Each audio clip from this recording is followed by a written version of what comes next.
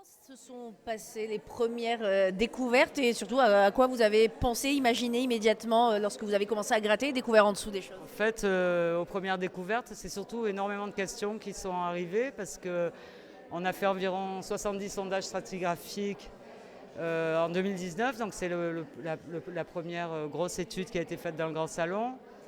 On a trouvé tout ce que vous voyez là, en fait, on l'a trouvé, mais on ne savait pas très bien comment raccorder tout ça.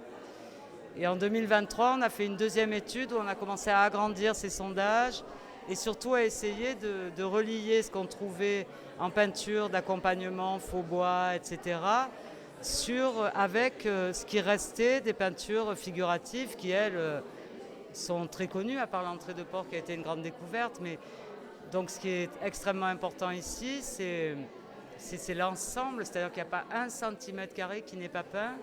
Et on a une peinture d'accompagnement qui est un faux bois, faux acajou et une polychromie dans l'alcôve que vous voyez derrière moi qui accompagne le décor figuratif. Donc on est vraiment sur quelque chose un vrai programme décoratif. Dans votre métier, ce sont des choses qu'on n'a peut-être pas l'habitude de découvrir de ce volume-là, certainement, et encore moins à Aix. On a l'habitude de faire des découvertes, mais là, l'intérêt majeur de ce travail, c'est la réflexion qu'on nous a laissé avoir par des études sur une durée, donc entre 2019 et 2024, quoi. Ce qui fait que on arrive du coup à des résultats qui sont réfléchis.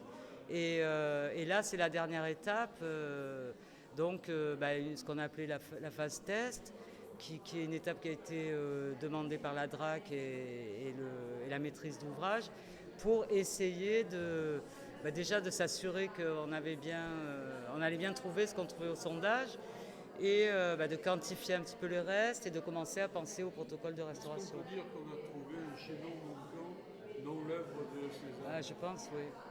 Je pense que là, vraiment, on a un exemple d'un grand décor peint par Cézanne et probablement une équipe. Hein, c'est pas, et puis c'est la seule fois où il a fait ça, en fait. Hein.